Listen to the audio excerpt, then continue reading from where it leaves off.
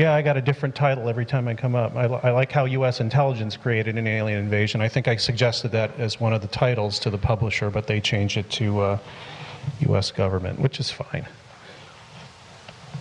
Okay, how many of you actually have how many of you have read the book? Oh, good. That means I can present this and nobody can say, wait, you said something else. I do add, every time I give the talk, which has been about, I don't know, maybe 6 or 7 times, I add new stuff. I added stuff just yesterday morning before I put the lecture together and checked it over again. So there's always some new stuff. How many of you know about have heard of Paul Bennewitz and what happened to him? That's pretty good. Great. That means that I can really go to town here. Okay. So, Paul Bennewitz. Does that work? There we go. That's the only picture of Paul Bennewitz that I was able to find. I put out a bounty of $100 if anybody could find an original picture different than this one, and nobody could. No UFO researchers, anyone, which is kind of weird. Apparently, he was kind of camera shy. Paul Bennewitz was an electrical physicist. He earned his master's degree and was studying for his doctorate when the company he started became so successful. He said, well, screw the doctorate. I'm doing so well here. I don't need to continue in my education. So he actually started this company called Thunder Scientific Instruments, which made, and still makes actually, his sons still run the company. They're in Albuquerque, New Mexico. They make temperature and humidity instruments for high-profile clients like NASA, I think even the Air Force and the private industry. High-level, specialized stuff, which he designed, built, and had manufactured. He started the company, I think, in the late 60s or early 70s, and it became very successful. It still is. That behind him he was a plane. He was a private pilot too, which enters into the story later. That's their house, the Bennewitz family home. Four Hills neighborhood is a well-to-do type neighborhood in Albuquerque, which actually happens to border right on Kirtland Air Force Base, which is very important to our story. There's a picture I took in March when I went back there. It's a private area, and it says no visitors without permission or whatever. And I was with a production company, and you know how production companies are. They drove right up to the house. They didn't go knock on the door or anything. I figured, well, I'm sitting here in front of them, might as well take a picture of the place. So it looks exactly like it did back in the 80s or whenever that picture was taken. Well, maybe not exactly. That's kind of weird. That is the address, though. Maybe Krista Tilton, whose book I took that from, got a picture of the wrong house, because that was the address. There's the sign for Thunder Scientific. It's located right on the border of Kirtland Air Force Base, just like his house. So no matter where he was, day or night, he was right next to the Air Force Base. And apparently had some business with him because of his company. You can see right down there, actually, it says Kirtland Air Force Base. This is the Wyoming entrance, and there's a warning sign there about not coming on the base without permission, or you'll get shot, and things like that. So yeah, the company is actually that way down the street, about half a block, but they've got this giant sign. Well, it's not giant, it's about maybe 15, 20 feet high, right at the entrance to Kirtland Air Force Base. You see it when you drive in. So, what's so special about Kirtland Air Force Base? Well, that's a satellite picture. I think you can still get it on the internet. It's funny, I looked for it. I got it for the lecture a couple of years ago, and then I looked again because I wanted to check something else, and it was taken off. But now it's back on again, so maybe they changed something. What you were looking at, Kirtland, this is all Kirtland Air Force Base, off the bottom of here, too. It goes for miles down here. That's Albuquerque International Airport, or no, I think this is. And it's right, yeah, when you fly into Albuquerque, you can actually see Kirtland Air Force Base and the fighters and everything there. The Bennewitz home is right there. There's a country club. It's just this little enclave, nothing really little, but this neighborhood here, very expensive homes. There's the base golf course. This is Manzano Mountain, which is very important in the story here. This is a road and perimeter fence that goes all the way around it. It's a triple fence. It's electrified. Do I have a picture of it here? Well, that's the fence near Paul Bennewitz's house with the same ubiquitous warning sign, "Do not trespass government property." And there's a road that the Jeeps and things drive on when they drive the perimeter. I shouldn't put things up here that people can read, because you start reading and then you stop listening, but that's fine. You know, it's human nature to start reading. What was going on with Manzano Mountain is in 1947, strangely enough, very, very significant date, of course, everybody here knows about. The Army Air Force, which it was at the time, decided that, well, maybe it was the Air Force by then, it got changed over in 1948, yeah. So this was right before it became its own entity. There was a large project initiated by the Air Force and headed up by General Leslie Groves, who was actually the guy in charge of the Manhattan Project. What they wanted to do was provide a place to store all these nuclear weapons components, maybe planes, things like that, underground where people couldn't see them. So they started digging into Manzano Mountain there. Actually, I'll show you. So this mountain here that you saw there, this is looking from right here at this direction. That mountain is completely full of tunnels, caves, apparently rooms as big as football fields to store aircraft and nuclear weapons components. And in the 1980s, when this story takes place, it was actually the largest storage area for nuclear weapons components in the world. So it was all over the press that something was being dug up there, and people flying in could actually see dirt being piled up. They said it looked like a giant anthill. Just to show you that it wasn't any big secret they were digging something there. There's the date and the paper. It was the Oregonian. I just happened to find that in some files. There's, for no particular reason, is a wider shot of Manzano Mountain, just to show you how it's about maybe a mile or two by about 4 miles long, and about maybe 1.5 miles to 2 miles away from this fence here, just to give you some idea of the scale. Paul Bennewitz's house is up in this area right here. That fence I showed you is right on this side of the road. So he was right, you know, he could look straight off here into the base. Everybody that lives there can do that. And if you look, I told you about the fence that's going around. You can sort of see the fence there. I took this when I was researching the book, and then when I went back the next time, I thought there was a double fence. There's a triple fence, and it's electrified. And at least one or two of them, maybe all of them, and a couple people I talked to said that they had actually found people electrocuted and dead, like in here, that had tried to sneak in over the years.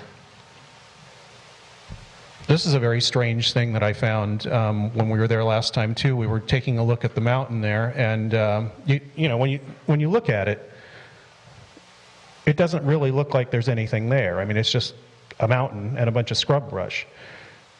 But we were hanging out there at dusk when it was just getting dark, and one of the producers on the program said, "What's that light there?"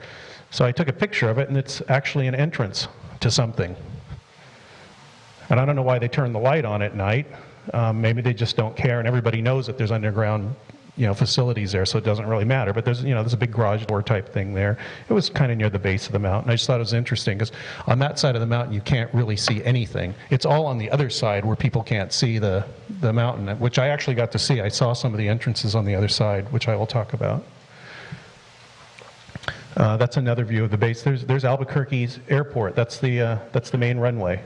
If you fly into Albuquerque, you go right over the base.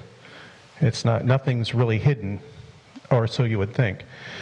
One of the things they have on the base is apparently the largest wooden structure in the world, completely wooden. There's no metal parts in it. The reason for that was it was used to test electromagnetic pulses, which is when a nuclear device, bomb or anything goes off, it creates this electromagnetic pulse, as a lot of you know, probably fries electronics, screws up everything, and delicate electronics in a plane. So what they used to do is they roll planes out on this, they tow them out and roll them out on this platform and subject them to huge electromagnetic pulses and test to see if the instruments all still worked and all that. That's kind of you can't really get any idea of the scale from that picture, so I found this one the other day. That's a B-52 sitting on it. So it's pretty big. But they found out after they'd done some tests that they couldn't produce a big enough electromagnetic pulse, even with all the power that they were drawing and all the capacitors they had to produce that pulse, so it was basically useless. But they used it for quite a few years. I guess it never did anything to the planes, so it was quite of an expensive project. I talked to some people that worked at the base, and they said in these no metal parts in any of these. It's all wooden. They had, some of the engineers had bolts and nuts and things made out of wood that were about that big around and about that long, just giant wooden bolts they used to put this thing together. Interesting thing. The most obvious thing on the base that you can see from outside the base, this is something I found when I was looking yesterday. Just to show you that Kirtland is still in the forefront of developing all kinds of different devices, weapons, etc. They actually pioneered some laser weapon systems there too. They can shoot from planes and melt rockets and things like that with. This one was very interesting though. It's called the active denial system, which is a wonderful euphemism for basically a microwave they point at people to burn their skin to get them to run out of the way. Now, apparently, what it's supposed to do is, it said it burns the top 1/64 or 1/16 inch of skin to the point where you feel uncomfortable and you get out of the way. But, of course, there's other stories about tanks melting and things like that, so who knows what's being developed there. But that is a picture actually from Kirtland Air Force Base, which I brought up on the internet, showing that they were involved heavily in the development of that device. And that's one mounted on a Humvee. I put Gulf War deployment. It's in the Gulf War, but I don't know if they would have this kind of camouflage for the Gulf War. However, it is being used right now to disperse crowds or maybe more. I do not know. Another strange facility there is a place called the Starfire Range, and what it looks like is just an observatory, but it's far more than that. It does have telescopes, but the telescopes are not what you think they're for. Another weird aspect of the base, this picture was taken in the early 80s on a tour of the base. Actually, I'll tell you, since I told the story already, Bill Moore was driving through the base with Richard Doty, and Doty said, "Take a picture of that." Bill said, "Why?" It was just a bunch of buildings. And Doty said, "Take a picture of it and see what happens." So he took it back and developed it, and he lent me this 8x10 print. There's a telephone pole or something there. These are entrances to garages or warehouses or something. These are all buildings. And he said, there's a fence right here you can sort of see if you look really closely. I should blow up the picture. But apparently there's some way to make that facility invisible to photography. So when you take a picture of it, it looks like a snowdrift. You can see it fine when you're standing there, but when you develop any pictures of it, it does that. And I've talked to some intelligence people, and they say, yeah, they can do that. That's been used for many, many years now, since at least the 80s and probably before. That's the facility for Sandia Labs, which are still one of the contractors on the Kirtland Air Force Base grounds. They were the ones that are involved with, well, I think with the laser testing at least, and many other things. And something else I'm going to talk about too, which is still sort of unexplained. So, Paul Bennewitz was, like I said, was an electrical physicist. He had his own business. He didn't really have any other interest. I asked people, when I did interviews for the book, I said, what do you know about Paul? Did he go water skiing? Did he collect stamps? And people said, I don't know anything about him except he had this business and he was interested in UFOs. That's all he would talk about.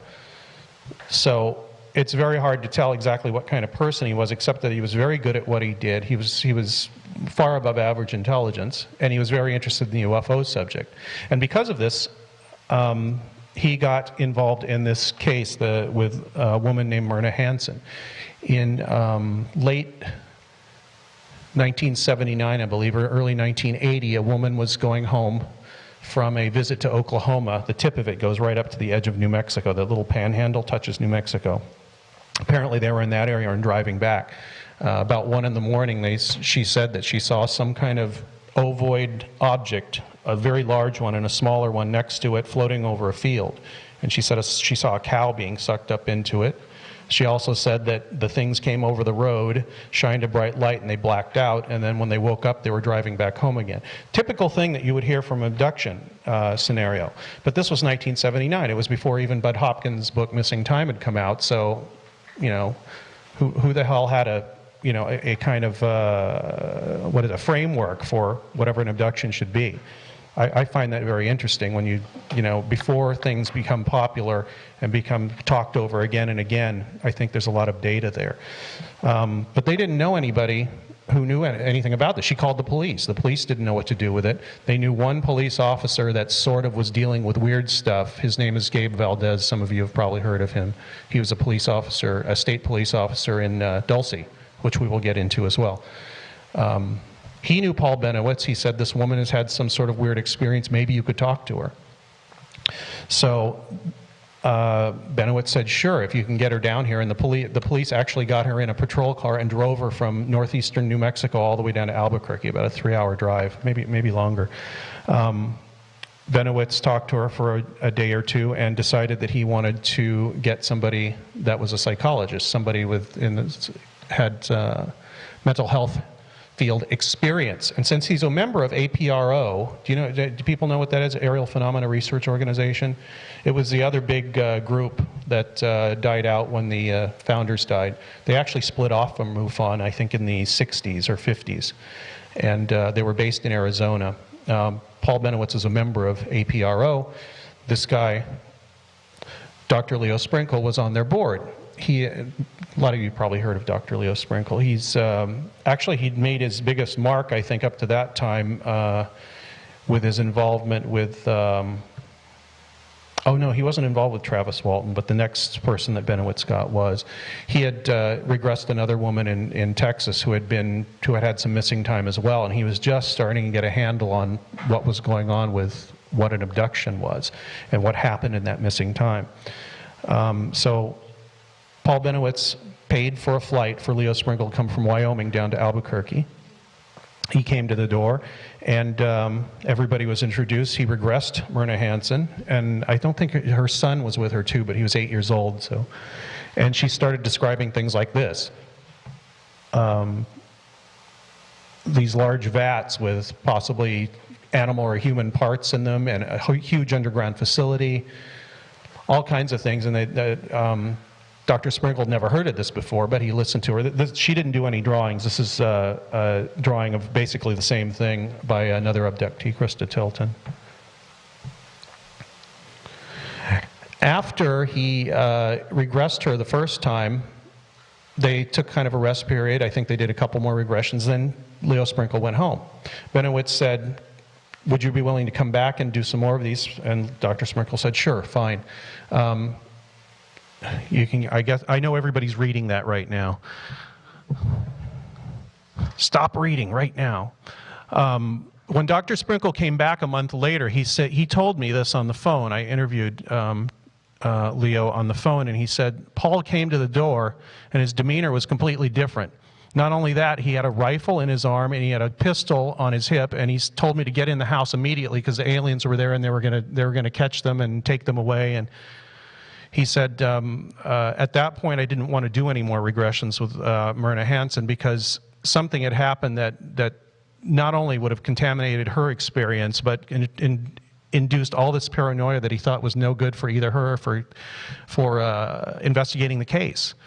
So I think he did short regression, and then he left, and he said, I don't want to work with this woman anymore because I'm not going to make anything better at this point. So he got another guy, Dr. James Harder, who had been the guy that had regressed Travis Walton and a few of the other people in the Walton Snowflake, Arizona case. And they ended up doing things like this is a letter he sent to Jim Lorenzen, who ran APRO. He was one of the founders, two people that ran it, him and his wife, and described to him what they thought they could do to keep aliens from influencing regressions. Things like the regression must be done in a shielded enclosure. The best options I'm aware of are an automobile and a garage. Use 3 layers of heavy aluminum barbecue-type foil to cover all windows. Grounded to the chrome trim around the windows. Masking tape to be used to hold it in place. Do not ground the auto. He thought that Myrna Hansen, she was not telling them what they needed to know because the aliens were influencing her thoughts. And they did things like hold umbrellas with aluminum foil over her. They took her to hospitals that were in X-ray rooms that were lead shielded, all kinds of things. because Bennewitz and apparently James Harder thought that they weren't getting weren't getting pure information. They were getting what the aliens wanted them to think.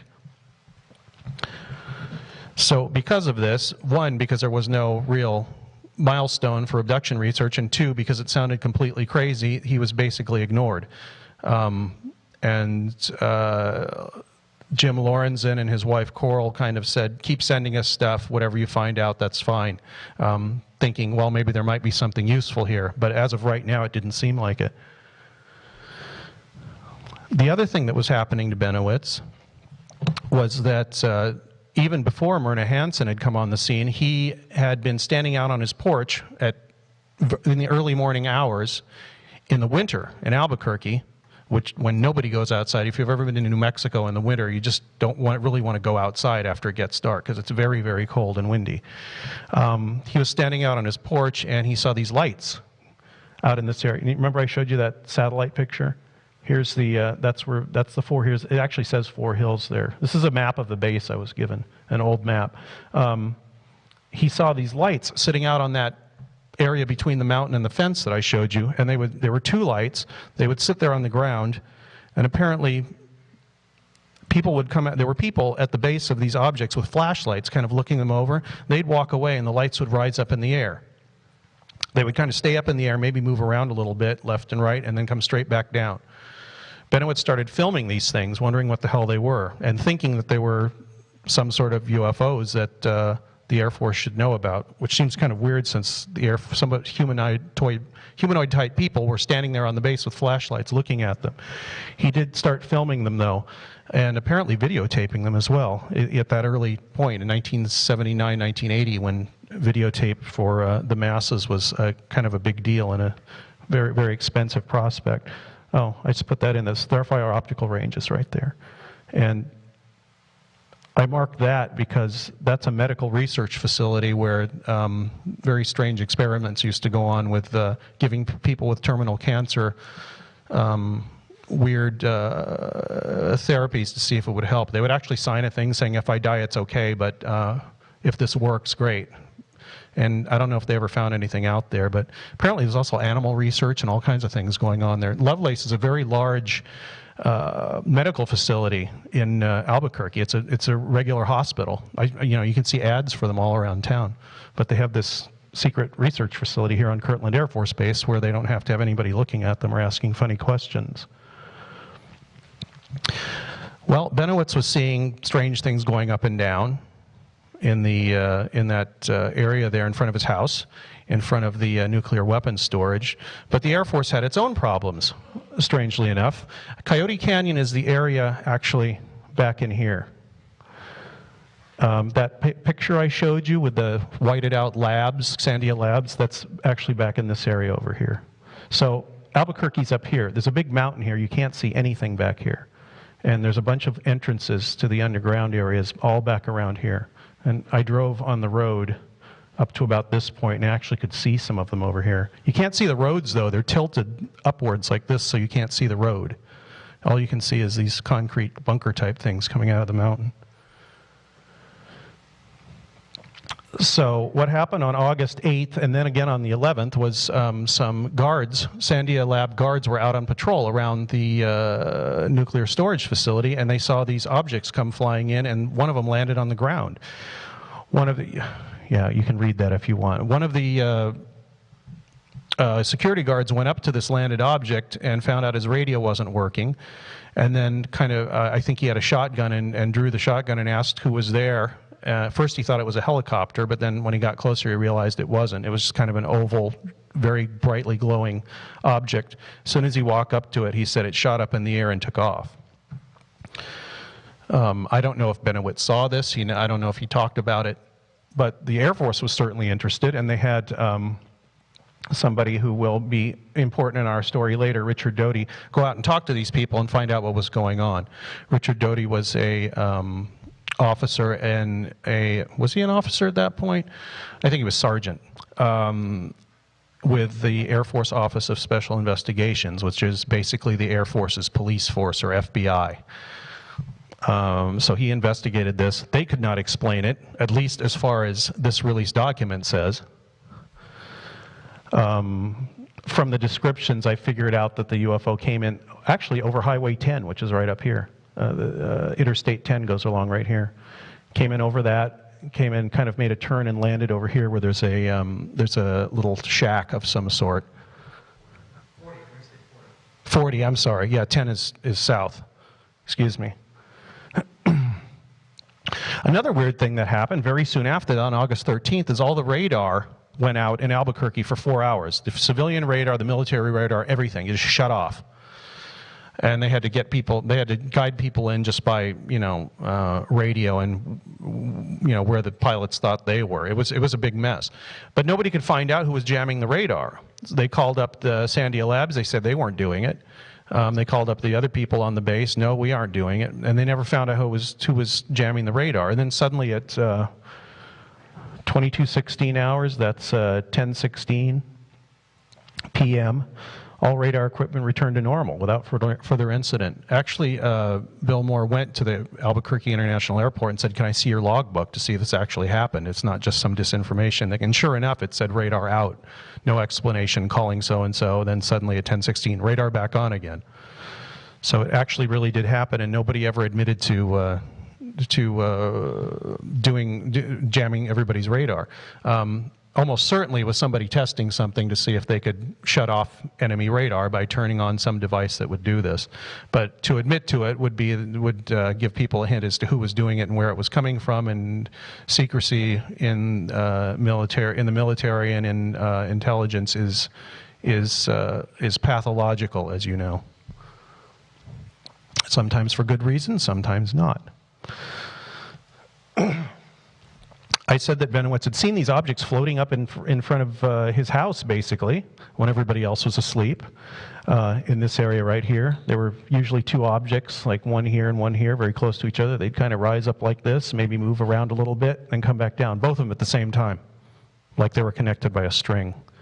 I did not describe this way in the book because I didn't know it then. People called me and contacted me after the book because suddenly they realized I was serious about writing the book. I said, "Oh, I thought you were crazy. I didn't want to deal with you." But a lot of useful stuff came out after the book, which you're going to be the recipient of as I go through these slides and this story. Yes, I already showed you that. Why is that still in there? Well, I was told later that possibly some of these things were unmanned aerial vehicles used for surveillance operations, which is possible, I suppose. Except nobody knew about these things in 1979, 1980. We just kind of learned about them maybe in the early to mid-90s. This is one you've probably seen. And it would match the movements of it. I thought they were darting around and doing all these things. No, they would just go up and come back down. So maybe that's what they were doing. And I've suggested that to a couple intelligence people, and one of them who knew what was going on said, "Yeah, maybe," and kind of smiled, and another one said, "Yeah, that's probably what it was." So I'm willing to assume that they were testing unmanned aerial vehicles. If you go in and type UAV, unmanned aerial vehicle, in Google, all this stuff will come up. It's freely available now. There's a very strange one. I just like the look of it, and I was just thinking, how the hell does that thing work? It flies. It's a couple of counter-rotating helicopter blades. However, that's a picture of what Bennewitz, a blow-up of one of his movie frames. And this is not a lens aberration. There actually was a blue glow on the bottom of them. I don't know why something being run by a internal combustion engine, gasoline motor, would glow blue on the bottom. So there's a disconnect here between somebody telling me they were unmanned aerial vehicles, as the kind that we're used to seeing, and something that rises up off the ground with a blue glow underneath. And he said the blue glow would come on as it would start glowing blue, and they would go up in the air. So maybe they were unmanned aerial vehicles, but of a different type. There's a picture Bennewitz took in the early 1980s.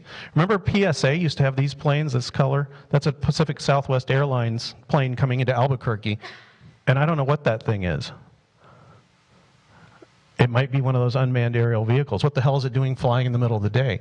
Apparently, I've heard that he didn't see this when he took the picture, which is another thing. It's another issue. Maybe you can only see it at 1,000th of a second or whatever you took the picture at. And to the naked eye, it's just not there. I do not know. I put that one up on Amazon just to titillate people into buying the book. Another thing that was going on at the time, which is a lot of people probably know about this case, the Cash Landrum case from Texas of December 1980. When I was talking about unmanned aerial vehicles and anti-gravity, I think it was Doty brought up the fact that, yes, they were testing those kind of things, and the Cash Landrum incident was an example of one of those. That was powered by a nuclear rocket when it was close to the ground or in trouble, and used anti-gravity technology when it was actually flying. And when these women saw this, it was actually looked like it was experiencing some problems and shot these flames out the bottom. One of the women actually later died from cancer because of the radiation from it. And they tried to sue the Air Force, and it did not work out. And I won't go into that. But I'm willing to, and actually, if you know this story, as they sat there watching this thing, a bunch of helicopters came in. I think it was 23 helicopters came in that they counted, and kind of surrounded it and shepherded it off in the distance until it seemed to get its equilibrium back, and then took off towards the horizon. And when it got up in the air, this little rocket engine turned off. I was told that there was so much radiation generated by having this nuclear rocket going that the people inside, it was so shielded they couldn't even have windows. So all these things they saw around the edge of this double cone-shaped object, I was told, were cameras in 1980. And the people inside that were flying it actually had to fly it by looking at a bunch of video screens. And so that's why the helicopters came in to kind of tell them where they were and how they were doing. As likely a story as any, I suppose. I don't think it's an alien craft. I don't think in the history of ufology there's ever been a craft that flew with rockets and with apparently anti-gravity. I could be wrong. The reason why I'm talking about cattle mutilation stuff is because Bennewitz had become interested in cattle mutilations in the mid-70s when it became basically an epidemic in the Midwest and the Southwest. And this was happening in the Dulce area where Gabe Valdez, who I mentioned earlier, was the guy in charge. He was basically the officer for that area. Not very heavily populated. Most of it is on the Jicarilla Apache Reservation. The tribal police have jurisdiction over part of this land too, and particularly in an area that I will talk about. And there's the obligatory mutilated cow picture. Anyway, that's Gabe Valdez back when he was investigating these things. There was a cattle mutilation conference. It had gotten so bad, this problem with cattle being found dead for mysterious circumstances, that ranchers were getting very irritated and upset. And there was a meeting in Albuquerque in 1979, convened by the state government, and this is where Paul Bennewitz met Gabe Valdez. That's actually a picture of Gabe now. This is from about 4 or 5 months ago when I was in Albuquerque. He was being interviewed for a documentary, which apparently is dead now and is never going to be shown. Oh well. I gave this talk at the UFO Crash Retrieval Conference, and there were some cattle mutilation researcher people in the audience, and I mentioned that when Gabe Valdez went out to look in the fields to, look around the cattle and all that, he found things like this. He showed me his scrapbook from the time. They found gas masks. They found something that looked like radar chaff. Do you know what that is? It's thrown out of the back of planes to confuse radar. When you've got a missile tracking on you, if you throw out a bunch of pieces of metal, it creates this cloud, and hopefully the missile will say, oh, that's what I'm tracking. We'll go chase the cloud of strips of metal and not your plane. But this was, he said he found just piles of this, not piles, but spread all over the ground around one of the cattle mutilation sites. And these little paper envelopes, and some of them had the chaff still in them, like they had whatever device used to eject them hadn't quite pushed all the radar chaff out. And they also found some of that stuff in the cow's mouth, which is a very strange thing. And if this is happening, in at least some of the cases, I tend to wonder if it's aliens doing all this. And there's been a lot of speculation and even a report issued by Gabe Valdez with money from the Robert Bigelow Foundation people.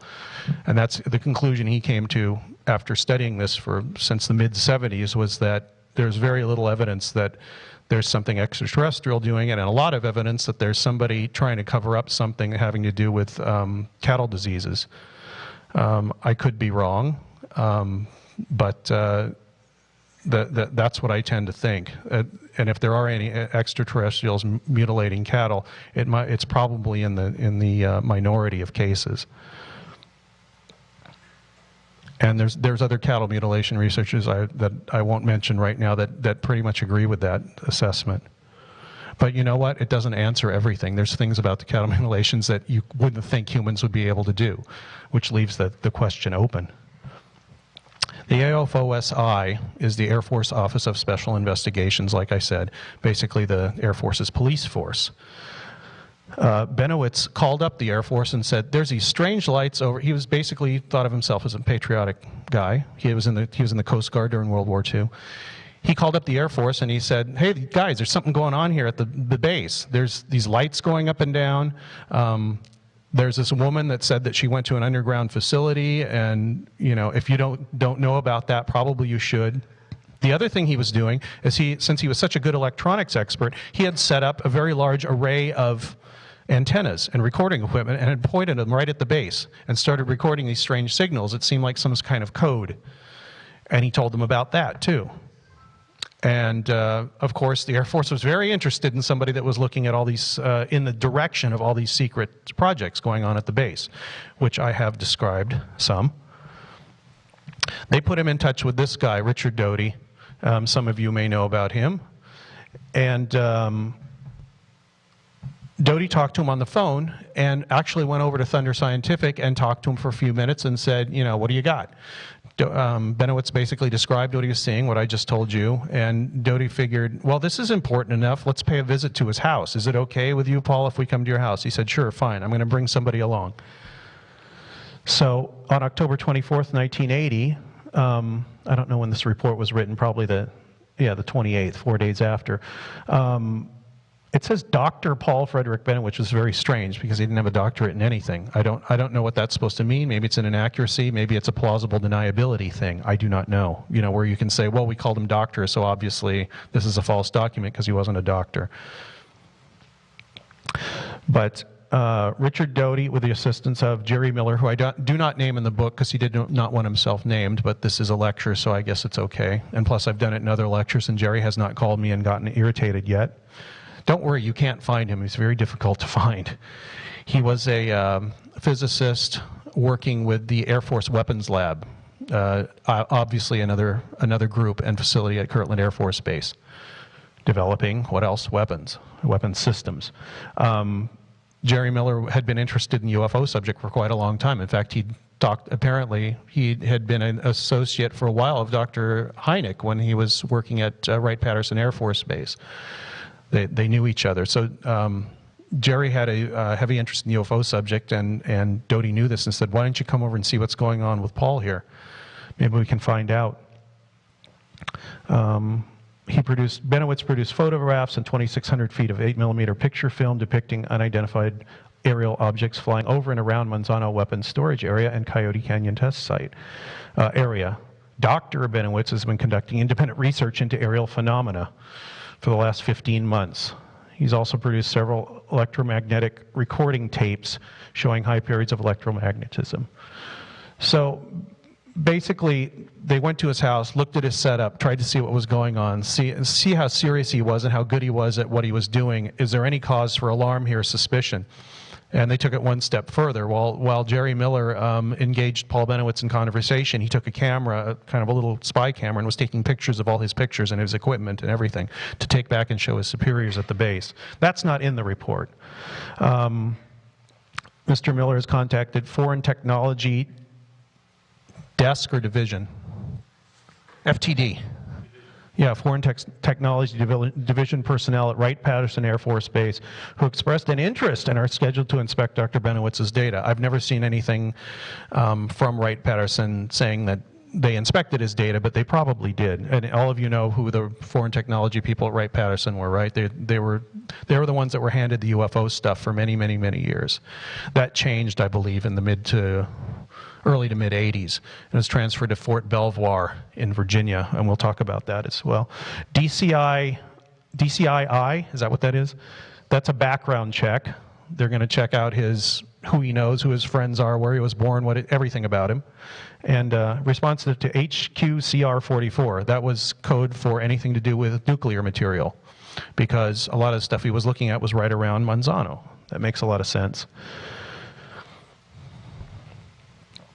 Oh, then on November 10th, very soon after that, they figured that what Bennewitz was doing was important enough that he could come down to the base and give a presentation about what he was seeing.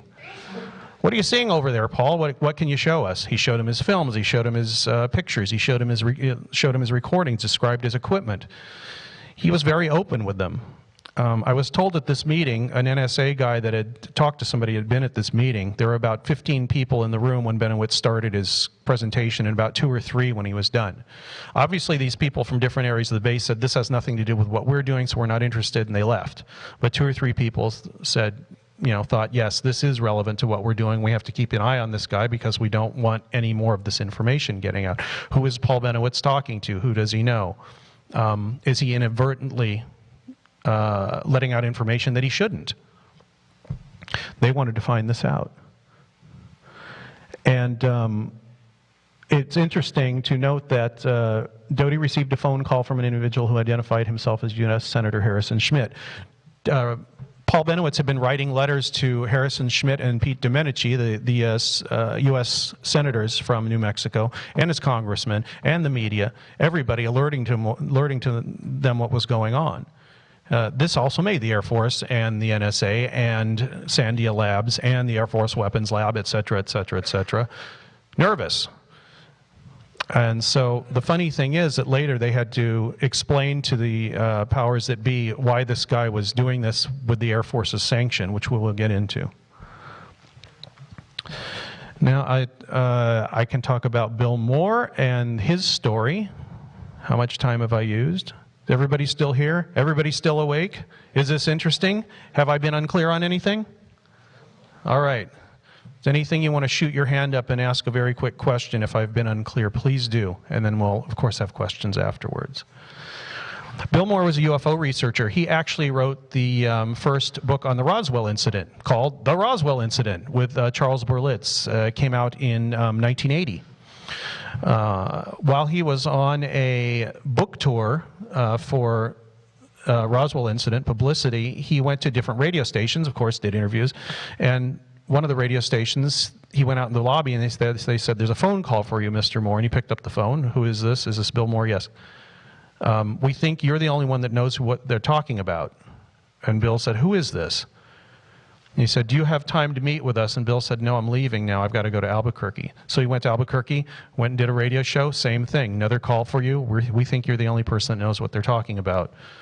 Bill said, okay, so what do you want? Do you have time to meet us while you're here in Albuquerque? Yeah, sure. So the next day, they went to a restaurant. It's actually a fun and interesting story. The guy said, I will be wearing a red tie. So Bill Moore got there early. I think, the meeting was at 3 o'clock or something. You get there at 10 to 3. And he sat in a car across the street from the restaurant. And he said while he was looking at the restaurant this way, through the driver's side window, he heard a tapping on this side, and he looked and he said he sees a red tie hanging down in front of a white shirt. Bill opens the window up and the guy says, I think we're here to have a meeting. So they were watching him while he was trying to watch them from the very first. That's Bill in a picture taken about 2 years ago. I don't know where he got that t-shirt, but that's a picture he wanted me to use. What had happened, the reason they had gotten in touch with Moore is previous to this, previous to him getting contacted there on the radio station, the Air Force had realized that they wanted to start fishing the UFO research community for people who might be cooperative. The reason they wanted to do this is what I've just mentioned, because they wanted to know who knew what. And a lot of UFO sightings occur over and near military bases for some strange reason. many books have been written about why this happens, or who's building them, where they come from, etc. But the fact remains that a lot of military bases seem to attract UFO sightings. So they also seem to attract UFO enthusiasts and researchers and ufologists who stand there with cameras taking pictures of these UFOs. And some of them are not UFOs, and the Air Force would rather people not know about them. Sometimes for legitimate reasons, other times not.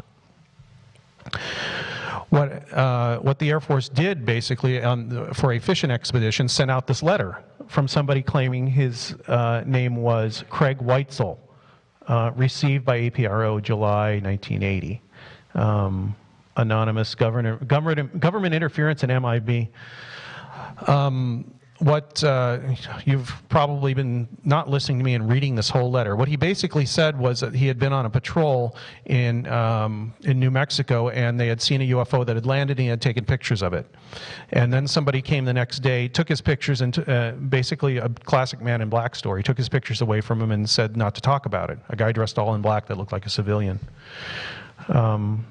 There were also things in the letter like the U.S. Air Force has a crashed UFO stored in Monsanto storage area.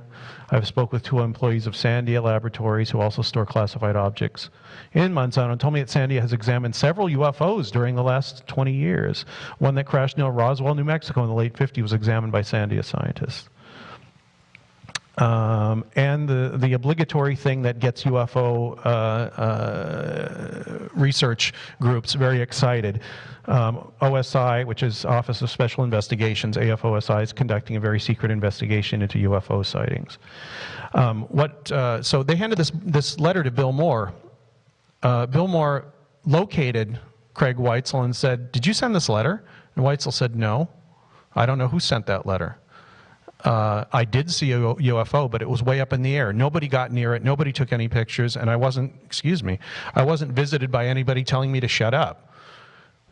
And you're the only person that's called me and asked this." This letter was sent out to 6 or 8 or 10 different UFO investigators, groups, etc., but Bill Moore apparently was the only one, as far as I know, that located him and asked him, at least up to that point, if this had actually happened. And it hadn't. So they ignored it. Apparently, other UFO groups did as well. I don't know I don't know who else got this letter and what they did with it. I was going to change the order of this. Anyway, I will get to this in a second because I have to background it. So, after the phone call in the radio station and the meeting, at the meeting, Bill Moore met 2 people. One, this old guy in his probably late 60s, early 70s, and Richard Doty. They both sat there and said, "We're trying to find people who will cooperate with us to keep tabs on the UFO field. Tell us what's going on, tell us who believes what, who's looking at what," because they wanted to find out if there was, from their point of view, if there was any security problems with anything that UFO researchers were looking into. If you want to be suspicious, you can also say they wanted to find out what the civilians knew about the UFO subject, which seems kind of silly. It completely turns it on its head. It sounds like the UFO community is hiding what it knows from the U.S. government. So I tend to believe it's because it was for intelligence purposes, to find out who knew what and what they might be looking into and what they might get hints about. Because there are people, or there might still be, that from foreign governments that hang around the UFO community and ask questions, pretending to be UFO researchers, but they're doing data mining to find out what the United States might be developing in the way of new technology and airframes, maybe even anti-gravity, secret weapons, things like that. If there's a bunch of people hanging around an Air Force base or military facility taking pictures and watching what's going on for UFOs, there's probably plenty of hints if you talk to them in the right way about what might be going on there and might make sense in light of the other information you're getting. It's just one little piece of information that these people get so they can undermine United States development in these areas. So,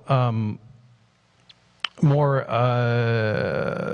considered the prospect and said, "I'll get back to you." They arranged another meeting, and when they got to that meeting, they handed him another document. which I will describe later, for him to check out. So what he did actually was agree to this bargain, and he said, what am I going to get in return? And they said, you will get information and documents that no other UFO researcher has ever gotten. We will release them to you. All you have to do is keep an eye on people and tell us what they're doing. He said, okay. They actually gave him spy training, how to follow people, how to lose a tail, all these other things. Nothing really high level. He didn't get little spy cameras and everything, but he did learn how to keep an eye out for people. And I noticed this being with him. He'll notice things that most people would never even cross their mind to notice, because one, he's observant, and two, he had the training. By 1989, these contacts had died off. He'd gotten a lot of documents, which I will talk about, and he figured, since everything had died off and he never made a promise to anybody not to talk about it, he figured he'd talk about it and tell the UFO community what had been happening, because other UFO researchers were also involved in this. Of course, there's no way to prove it because they've never said anything about it, but it stands to reason that at least 2 or 3 or 4, whatever other people said, sure, give me what you've got, and I will report on what you want. By 1989, he figured these contacts had died out, so he was going to talk about it, announce this to the UFO community. So in 1989, on June 30th, July 1st, and I think it was the last night, Sunday night, July 2nd, Bill Moore was the last speaker. It was the international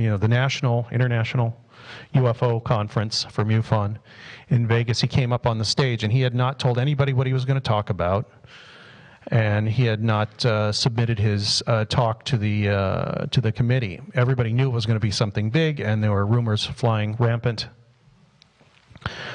That's actually the sheet that he read off of when he made the speech. What happened was he told everybody what had happened, who he had been talking to, and what had happened to Paul Bennewitz. And 2 minutes into the speech, people started yelling, and then they started standing up, and then they had to stop the speech. And then they had to stop it again 3 or 4 more times. Insults were flying. I saw somebody run out crying. It was very dramatic. And people asked me, why'd you get interested in this case? It's because I was there, and I wondered, why are people so excited about this? How could you get so excited about something that just seems like a very interesting spy story? It's because they felt betrayed. And in some ways they were. But they also got a lot of information that they never would have gotten, because Moore didn't just sit on the stuff. He checked it out for a while, and then he released it. I asked him about this later. Like these shows little crossouts and things about how he changed it before he was going to give the talk. Friends and enemies, friends and adversaries. I asked him if you would have had the talk to do over again, what would you have done anything different? And he said, I think I would have been a little bit more humble. I said, why do you think that now? And why were you, why weren't you humble? Why are you so arrogant? He said, because I was tired of people throwing accusations my way about things of which they knew nothing. And to look at it from his point of view, a lot of us would probably have done the same thing. I find this very interesting. I found this on one of the pages. I believe we are very near to getting these answers we all claim to want. He's speaking to ufologists here. If the nature of these answers turns out to be such that they will change our world, I need not point out that individual lives will all be changed as well. I asked him why he crossed that out, and he said, I don't know. I don't even remember why I crossed that out. But it's very strange in light of the disclosure stuff now about, right around the corner, everything will be revealed by the government.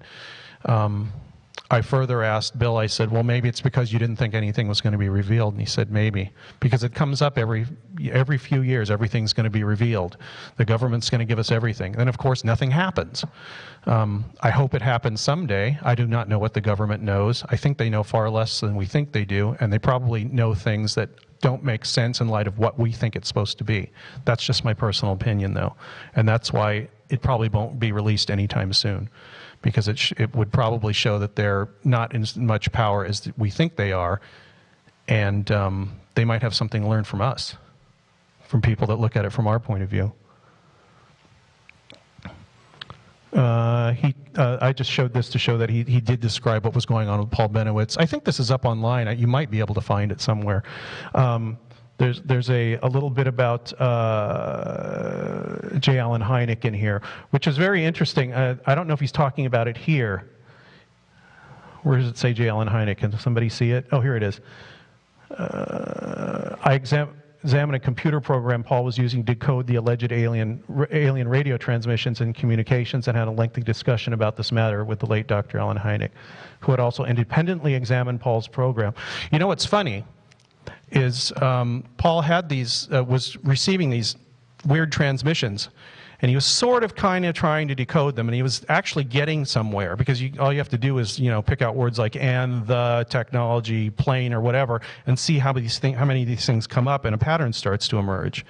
But it took, the NSA, apparently, who was developing this communication system, years and hundreds of man-hours, and who knows how much money to develop the system. And here this guy was sitting on his porch with a bunch of dish antennas, starting to figure out what they said. So what the Air Force did was they sent him a computer program for him to use, because he had to build his own computer, write all his software. This was 1979, 1980, 81. There were no personal computers, and if they weren't going to do what he wanted them to do, but he was smart enough to figure out how to build a computer and program it to start decoding these transmissions. The Air Force said, "Why don't we help you out?" And since he was completely in their trust at that point, he said, "Yeah, sure." And they delivered him a computer that did the translations for him. But of course, it translated exactly what the Air Force wanted him to see. And when I asked around who had delivered this program, does anybody remember? Bill said, "I haven't talked about this before, but J. Allen Hynek told me he was the one that delivered it." And I said, "Why would Hynek do such a thing?" And he said, "Because he was still on the payroll. He was an Air Force consultant. He was actually still on their payroll. It has nothing to do with his UFO research. That was sincere research, but he was also being paid to be an Air Force consultant. He got $4,000 or $5,000 a year still at that point." Because this sounded very strange, I called up Center for UFO Studies, the organization founded by Hynek, now run by, I think, Mark Rodiger. I called up and emailed Mark Rodiger. I said, "Do you have anything on Bennewitz from Dr. Hynek's files?" And he said, "I think we do. Let me take a look."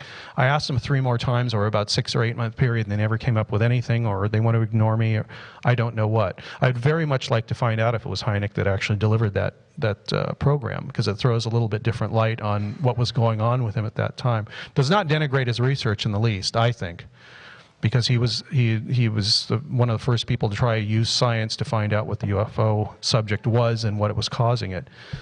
But and I'm also surprised more people didn't get all bent out of shape when I mentioned that in the book. Nobody's ever said anything about it. How could Hynek do such a thing? So what I said was Bill Moore got things in return for his cooperation. One of the things he got, the very first thing, which I said I was going to mention, is something called the Silver Sky Memo. Now it is.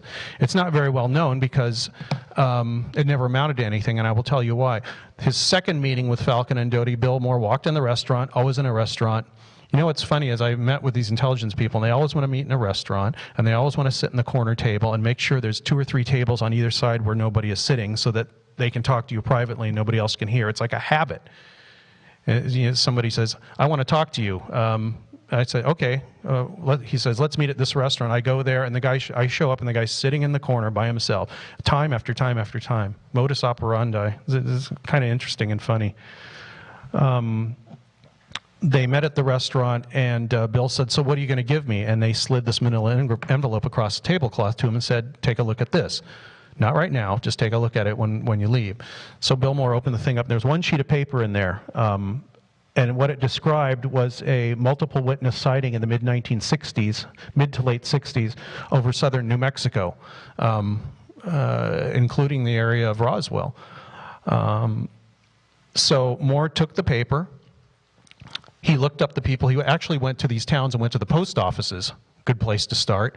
Where do these people live? Do they live here? Can I talk to them? And every post office, every town he went to, they either said that person's never lived here, or they moved away 10 years before this was supposed to have happened. So the next meeting, Moore came back and said, "What kind of deal am I in on here? You gave me a document that's full of junk. That this never happened." And he said he remembered this guy Falcon, the intelligence guy. They called Falcon, and Doty both smiled and said, "You passed the test." He said, "What test?" "We wanted to make sure that you did things in a methodical manner and didn't just go off screaming and yelling. Because when they give something to you, they want you to be controlled about how you deal with it, how you release it. Not that, because if you sound crazy, the stuff that they give to you is going to be considered to be coming from a crazy person. And they wanted him to sound legitimate. So they actually weren't trying to make him look bad, at least not in an obvious way.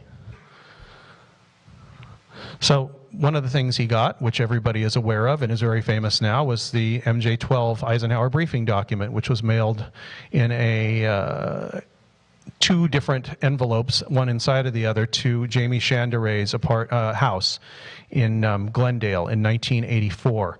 It was on a piece of 35 millimeter film. They had to develop the film and then print these off the film. These weren't the pages, they were pictures of the pages. So you couldn't actually tell if the paper was old or what.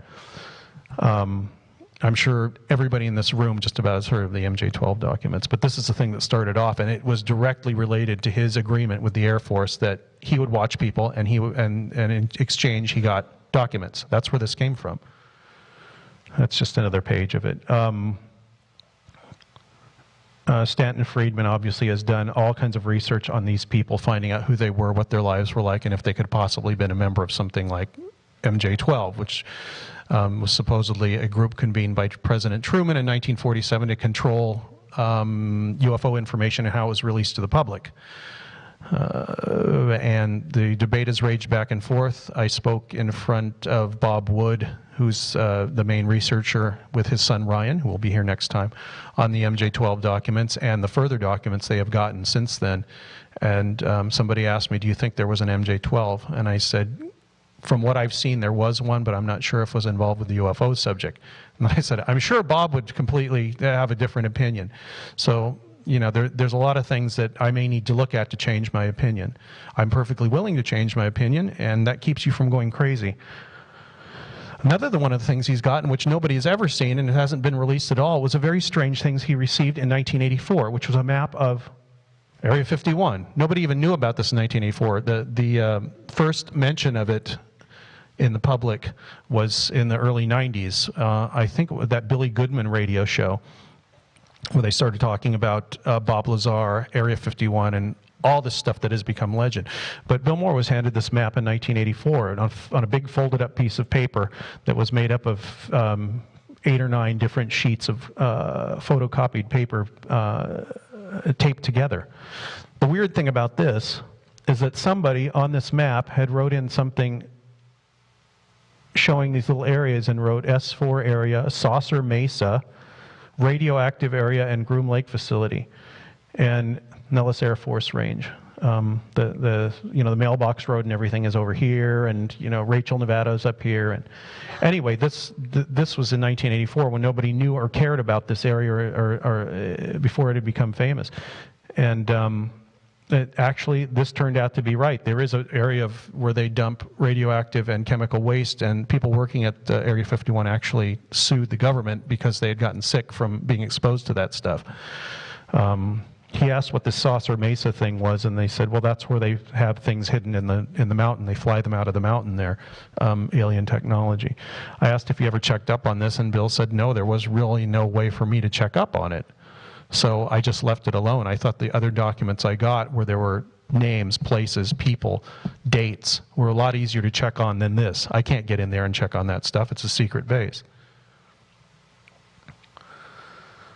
So because Paul Bennewitz was looking at Kirtland Air Force Base, looking at all these, do we take breaks during these? Okay. Is it okay? Is everybody all right? I need a drink. I need a drink. There we go.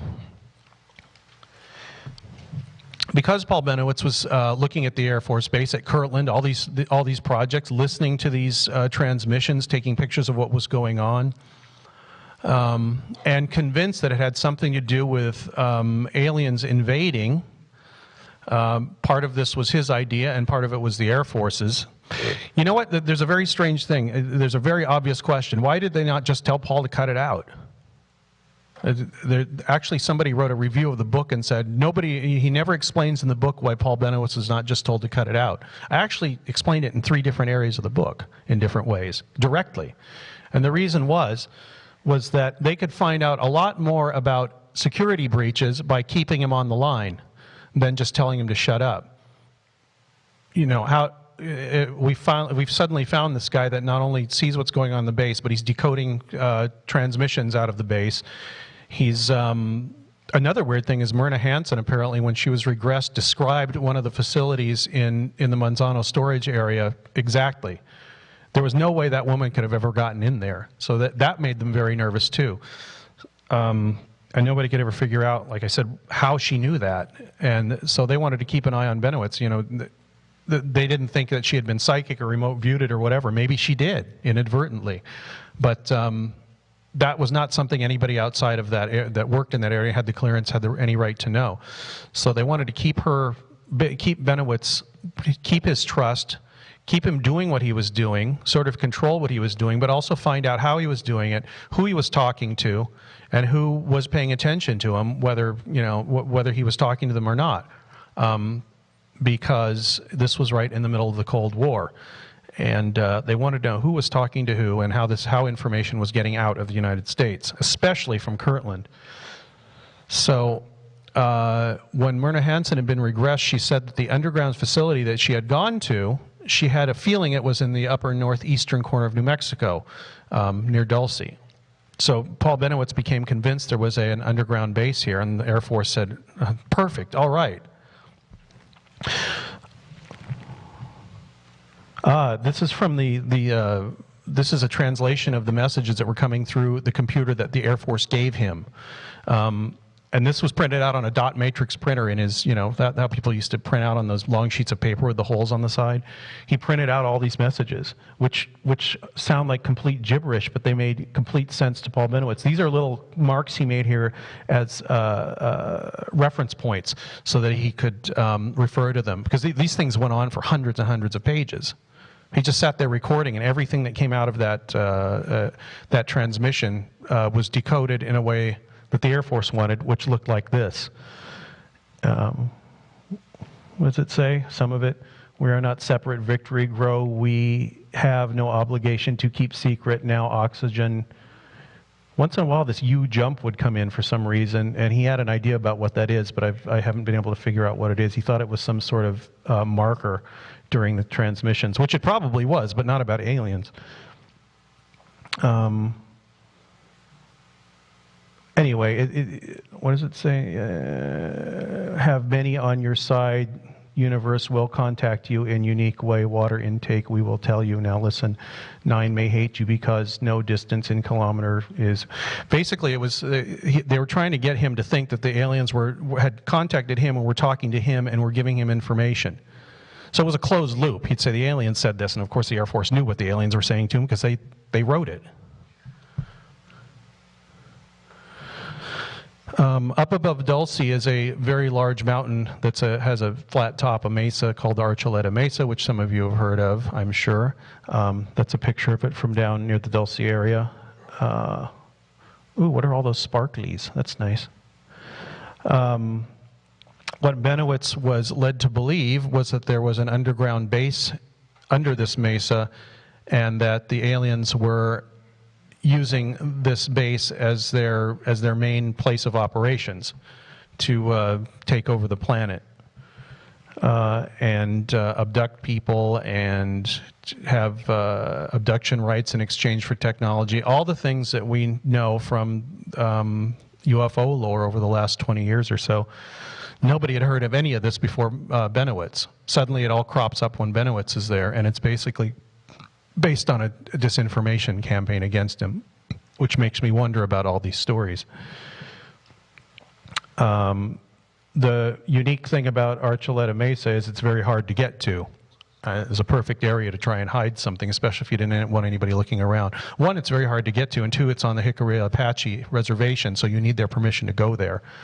Apparently the Air Force did have their permission because they went up to they airlifted jeeps, tanks, not tanks with guns on them, but like storage tanks, things like that on the top of Mesa and kind of arranged them. And then they flew Paul Bennewitz up there in a helicopter, high enough so that he couldn't exactly tell what they were, but that he could tell that there was something artificial there, and had Doty in the helicopter with him pointing stuff out and saying, look at that, Paul, I think there is some kind of base there, you better take a look at that. Generally drawing his information away from Kirtland and toward way off in the northeastern corner of New Mexico where he wouldn't be a problem. And it was successful because he got obsessed with the area.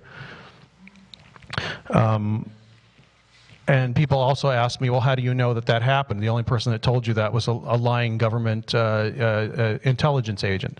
Well, it's because I talked to a couple other people that said, I asked them, did Paul ever get flown up there? And they both said, yeah, he was really excited about it. He thought that it was the best thing in the world. The Air Force took him seriously enough that they would take him up there and show him something there that was proved all of his theories. Of course it proved all of his theories. They'd been feeding them to him. And he didn't really need much help. Whenever he took a leap of logic, the Air Force was right there with the one after it to lead him further away. I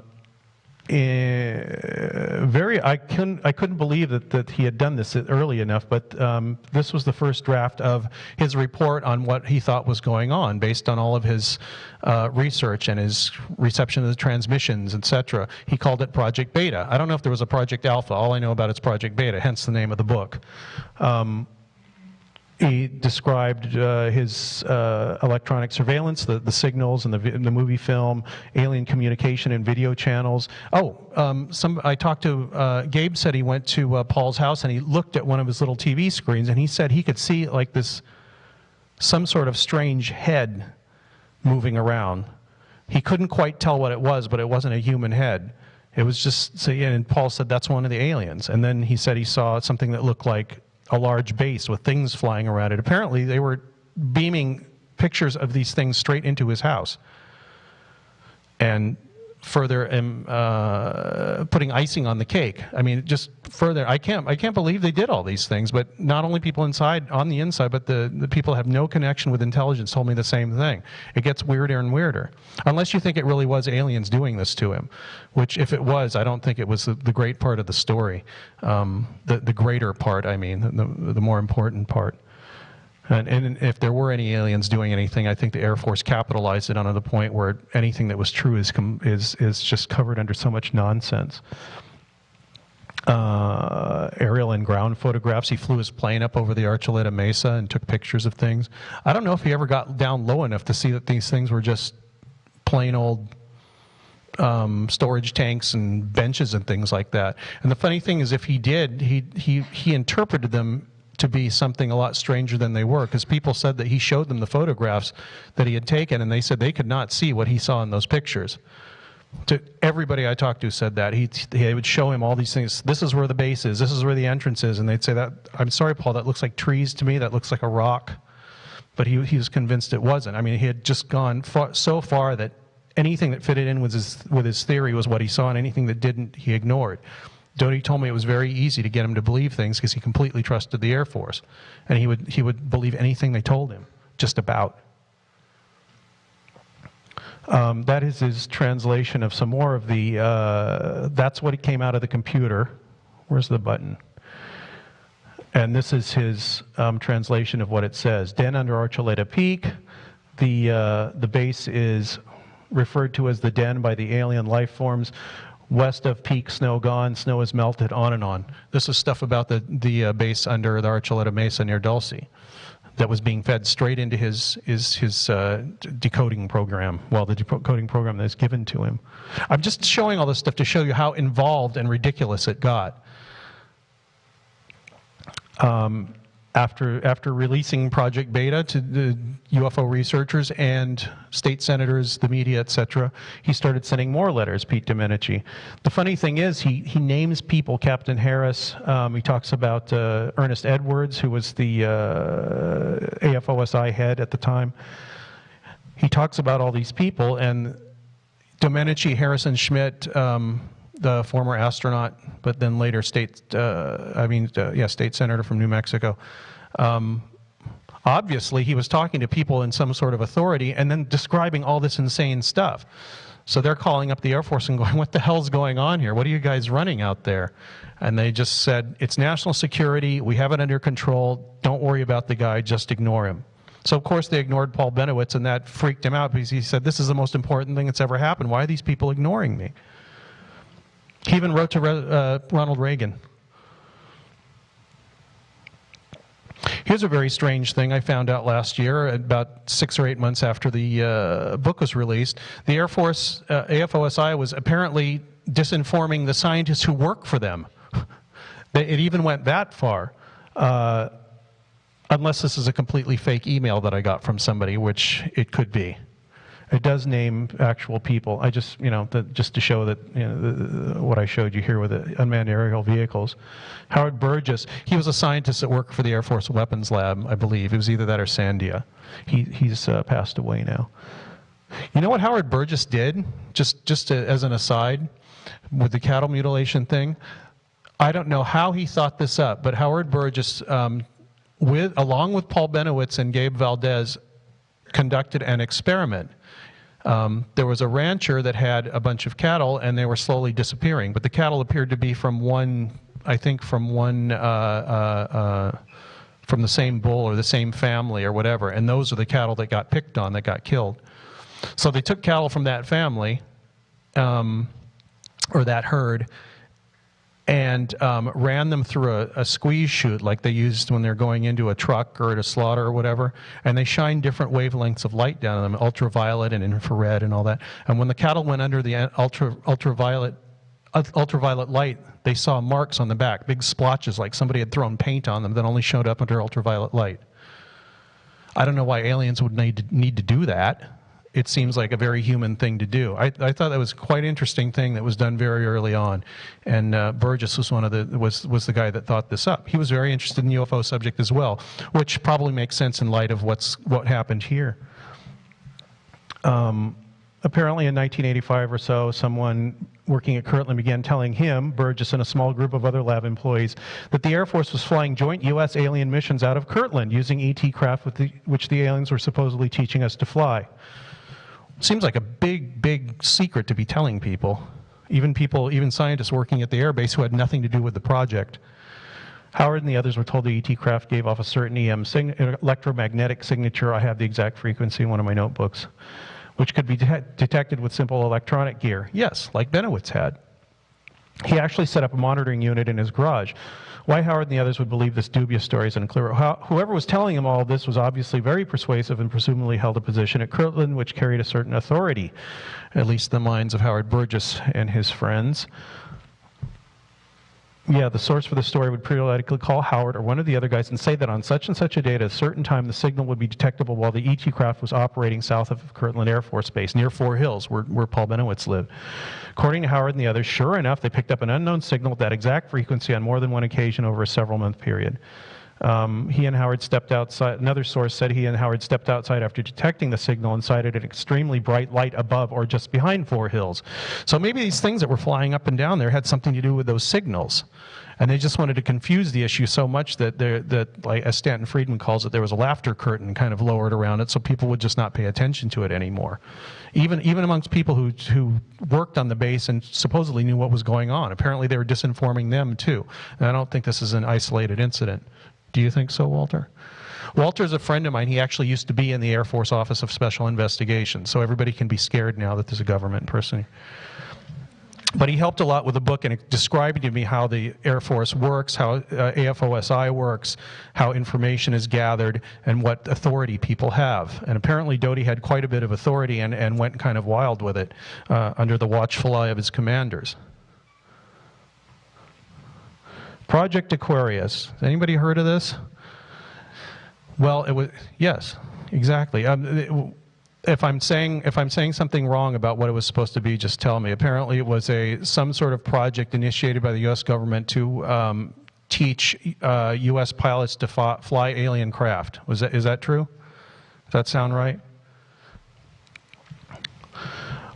Well, because that is based on what this document describes. Actually, it doesn't describe humans piloting alien craft. I don't know where anybody got that story and how that got twisted into that. Maybe it's a different Aquarius.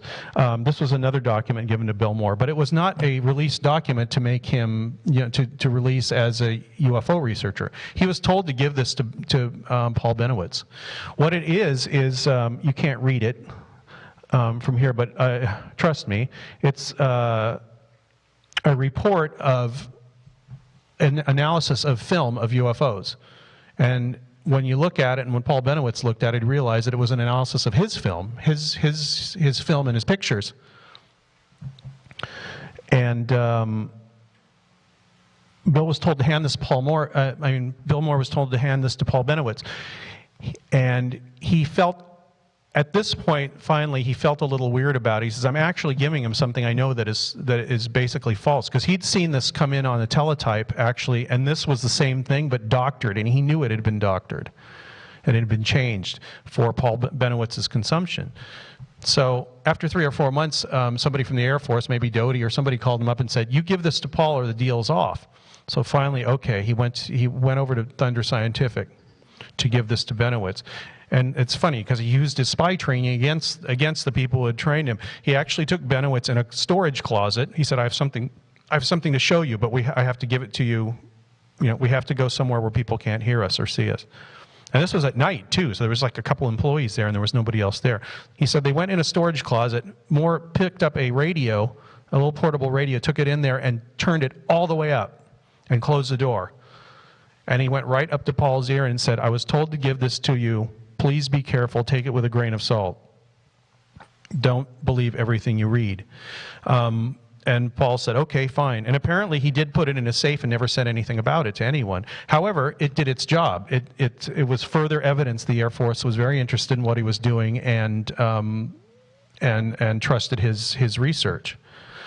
The funny thing about this, in February of 1981, oh, I put that in there because apparently one of these listings here of analysis apparently is describing this picture, which I thought was kind of serendipitous that I had found this picture and then it was mentioned in the Aquarius document.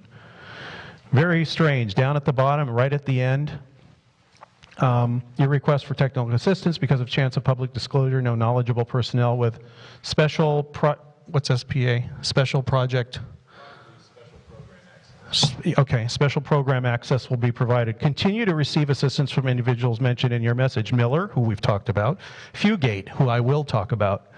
Because of the sensitivity of your case, request they thoroughly be debriefed at regular intervals. Uh-oh, I highlighted the wrong part, but I will read it to you. Where is it? There it is.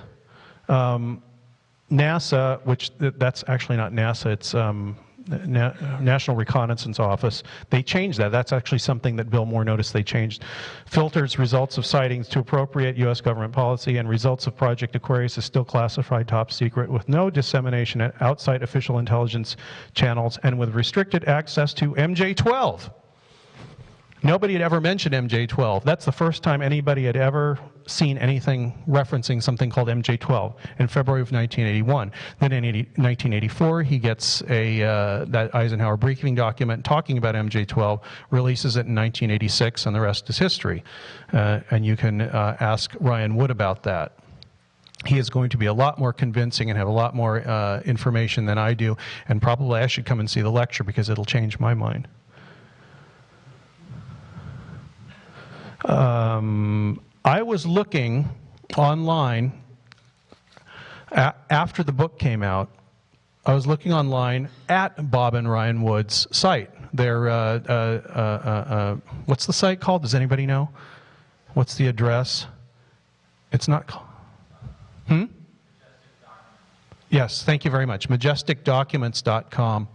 And there was a list of documents they had gotten from a man named Tim Cooper in the early 90s. And one of the things listed was Defense Intelligence Agency, Organization, Mission, and Key Personnel, March 1981, which is right during the period I was interested in.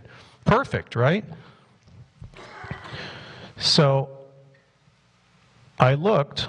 And there's a lot of people in there who a lot of you, if you're into the UFO subject and intelligence, know about. One of them is Jack Verona, Dr. Jack Verona.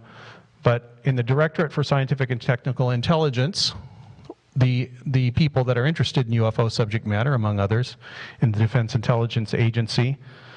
One of the departments is Weapons and Systems Division, Mr. J.R. Miller.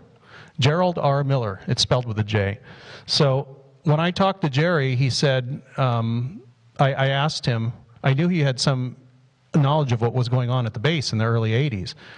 I said, the first thing I asked him, after sitting in a corner table at the restaurant with nobody else around for 2 or 3 tables on either side, I said, Jerry, what was the Air Force so interested in? What were they covering up? Surely, over 25 years later, you can talk about some of it.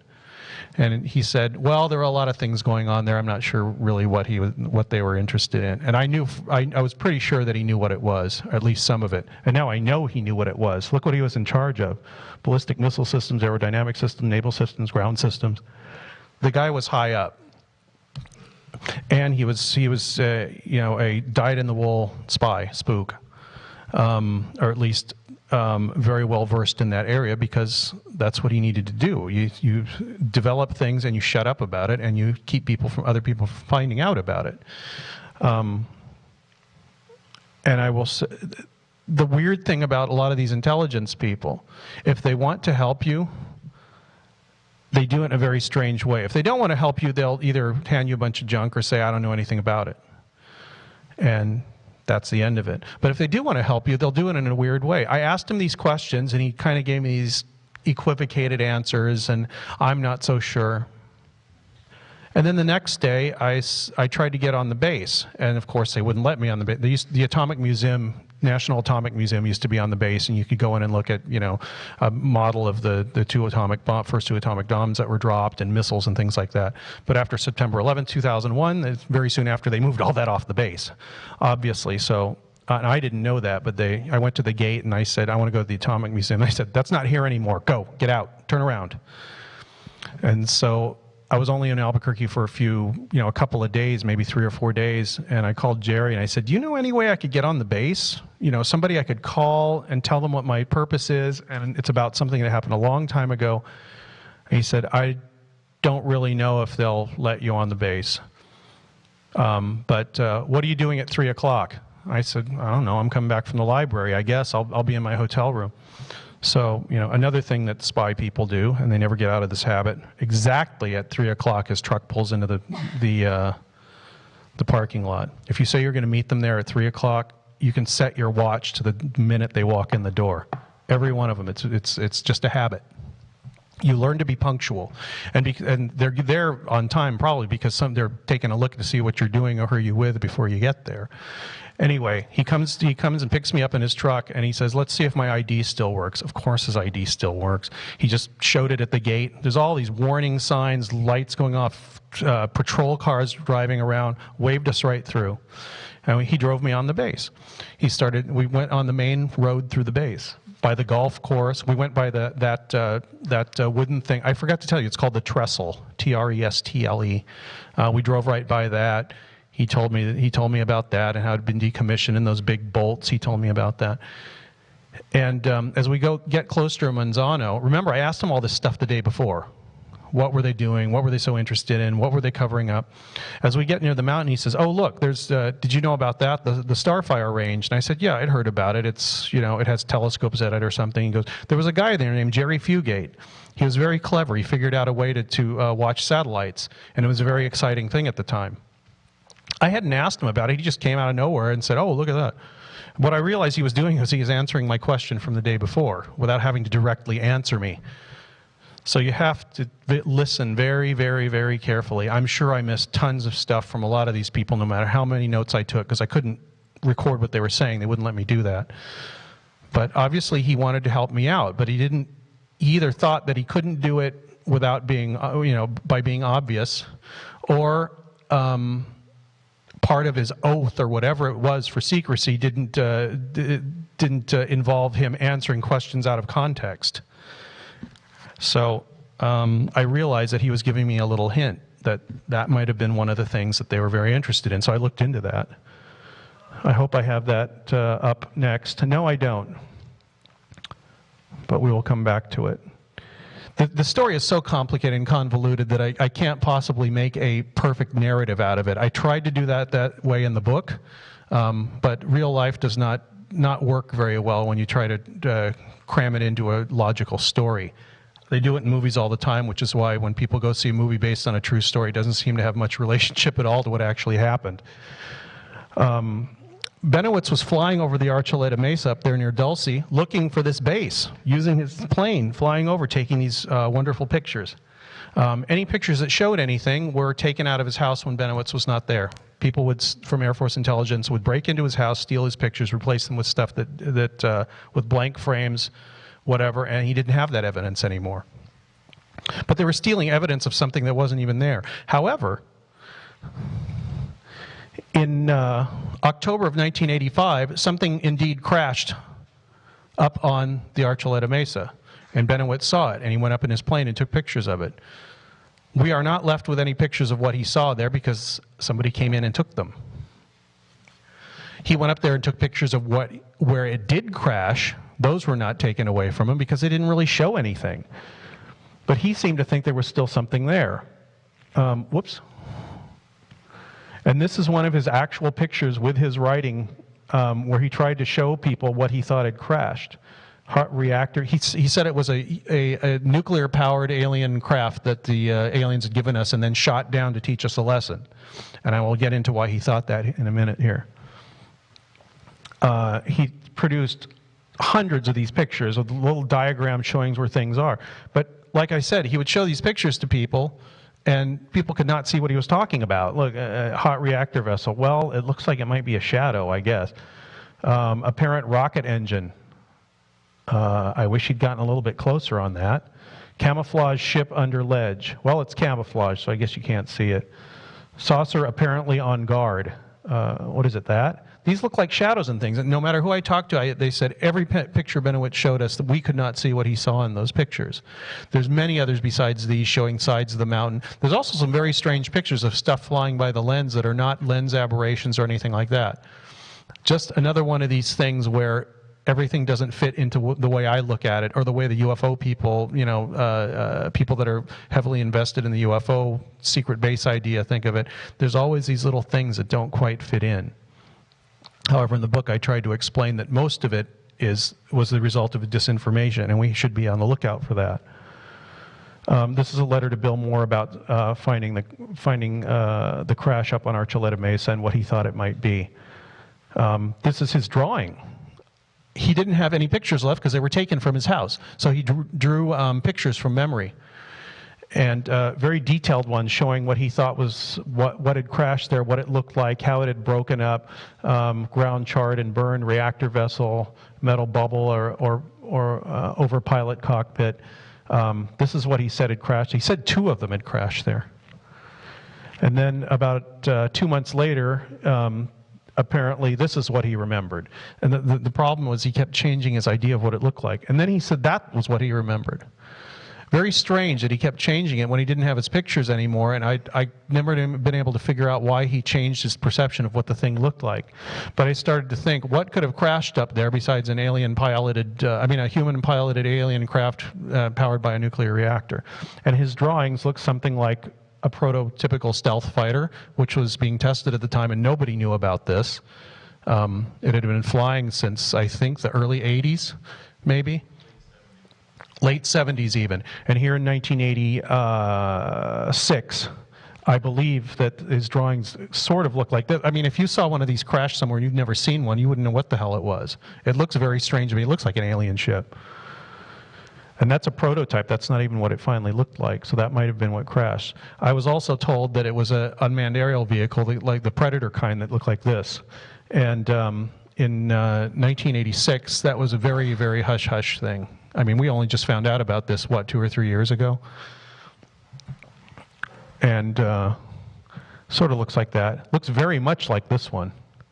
His drawings look very much like this fuselage here, if it had crashed. Do you agree with that? I mean, if I have to pick something out that isn't an alien craft, it looks like these are the closest things I can find, and something that would probably be something that the Air Force would not want anybody to know about as part of our developing defense arsenal. So what they did was they hired somebody, or found somebody from the NSA who was affiliated with Lockheed Corporation to start talking to Paul Bennewitz. And he started sending him letters. Draft of letter to Bennewitz, December 11th, 1985. Okay, I'm sorry, it happened in 1985. So immediately they started writing him letters about this. Something interesting is going on in the Dulce area, no positive or negative response to your query.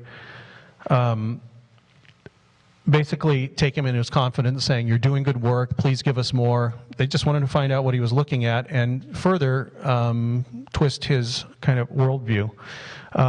And he started sending him letters with this kind of stuff. 7,000 years ago, a group of people revealed to us to be the E-bands, which I guess is supposed to be like EBEN, extraterrestrial biological entity, I think, originating from the green planet, created two races of mankind, Homo sapiens and Swedes, S-W-E-A-D-S. I think he means Swedes like Nordic UFO occupants.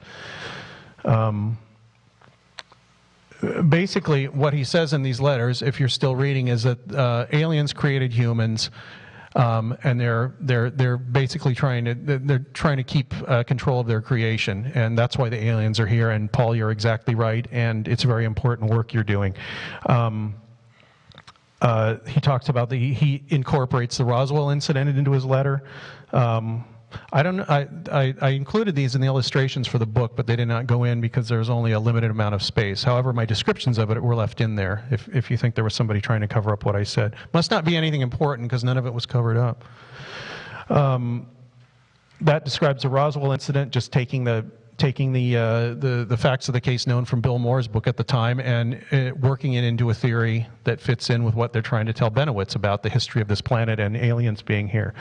I'm not saying it's false, but the fact that they're lying to Bennewitz left and right and upside down and backwards makes me think that these kind of stories are very dubious. Project Aquarius, a project designed to notify man of our creation by the E-bands. Okay, well then that's what they were trying to push Project Aquarius as that. And then another one called Project Sigma, about communicating with aliens. But this is the first, this was December '85. Within a few years after that, Project Aquarius, Project Sigma, and all that stuff were being touted by John Lear, Bill English, and all these people as the very most secret information from the people in the know who knew what was going on, and that they were incredible revelations. But it came from this stuff. And through ufology into a crazy, ridiculous period, which I think it is maybe just now recovering. Yes, that was a draft of a letter. However, he did send it because this is Paul's letter back to the guy whose name was Ron. But I'm not going to use his last name because I haven't talked to him yet and gotten permission to use his name. He is still alive. So they went back and forth with these letters, and there's him writing back and replying to this letter. It's funny because he starts talking, he takes out this is an edit of the letter. He wants to say that he wants to change Dulce to Las Vegas and New Mexico to Area 51. He's talking about an Area 51 here in 1985, again, before anybody knew anything about it.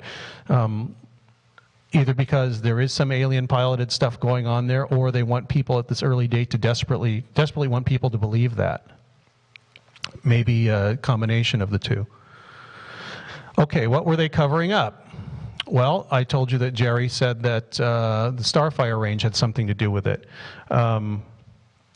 These things were probably some sort of unmanned aerial vehicles, but like I said, they have all the characteristics of what we've heard in rumors as anti-gravity type craft, which very well may be in development and have been working for 50 years. If you read material by Tom Vallone, Nick Cook's book. There's some other ones too. Joseph Farrell's book, Brotherhood, and Reich of the Black Sun. they weren't concerned about this. Electromagnetic pulses do not send out, designed to fry electronics, do not send out intelligible signals. I thought this was what it was very early on, but it's not really well supported because there's no messages embedded in huge electronics flying electromagnetic signals.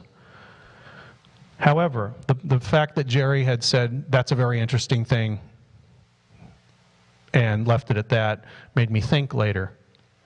So I looked into the Starfire range. Looks like an observatory. There's a telescope. There's one in there. There's one in there. There's a little one. This is at the base. The guy mentioned in that document, along with Jerry Miller, was Fugate. This is Robert Q. Fugate. He is still actually a optical physicist working for the Air Force, or for Sandia, I think. Anyway, he was the head of the Starfire optical range, and I believe, at least until recently, he still is. He's very old now. He must be in his 70s. But in the mid-70s, he developed a system to look into the atmosphere. And you know when you look up at stars and things at night, they twinkle? It's because the atmosphere is so thick and air currents and all that bend the light. And what they wanted to look at was not a bunch, they're not sitting there looking at stars and planets and the moon and all that and comets. They don't care about that.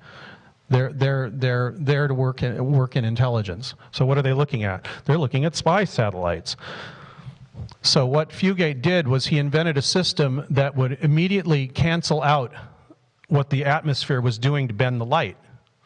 Like if you look in a pool and the thing is kind of, you look at something and it's kind of like waves in a pool, you can't really see what's going on. This was kind of an artificial way to smooth it out into a glass.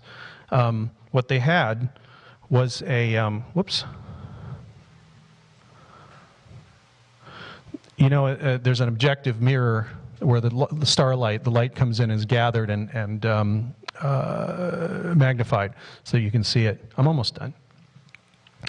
Underneath this mirror were a bunch of hundreds and hundreds of little tiny air pneumatically driven plungers, and they would kind of sight on a star and look at the star and with the mirror and everything in the field of view.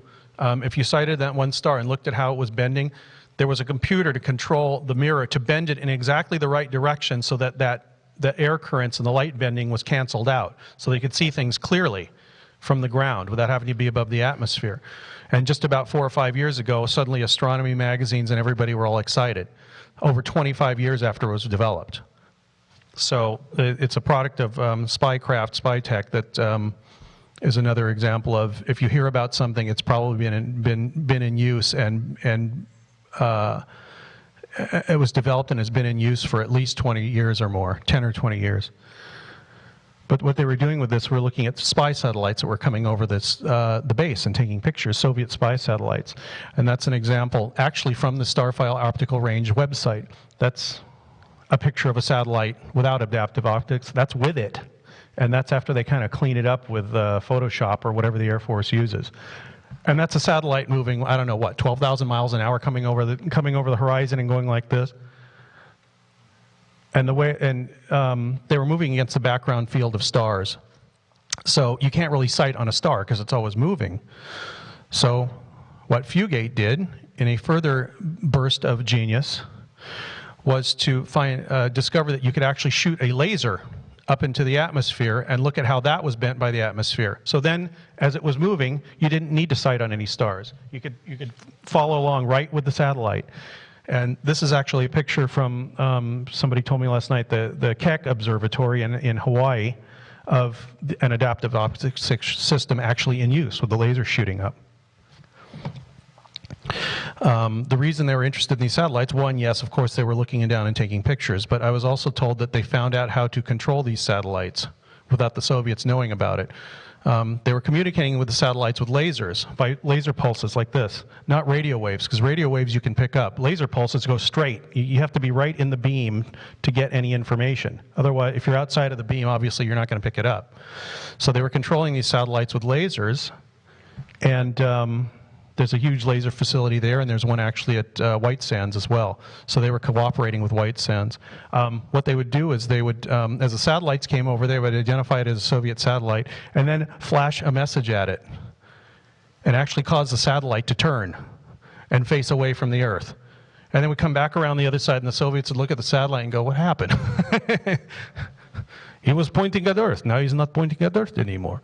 So they would change it right back, and it would come back around the other side maybe 2 or 3 times, just not to get any suspicion, and then they'd flash it again like that and turn it in another direction. And the reason they knew to do this is there were people in the Soviet Union that were planted there in on the development of these satellites and knew the innards of them and knew how they worked. And they were sending us information back. So, you know, if Paul Bennewitz even hinted somewhere that somebody in the United States knew what was going on, knew how to control these satellites, these people in Russia would have been imprisoned, killed, whatever. At the very least, their cover would have been blown, and the program would be dead. So apparently, it was worth it to them to keep Paul Bennewitz on the line and actually have him get worse and worse psychologically until he was institutionalized.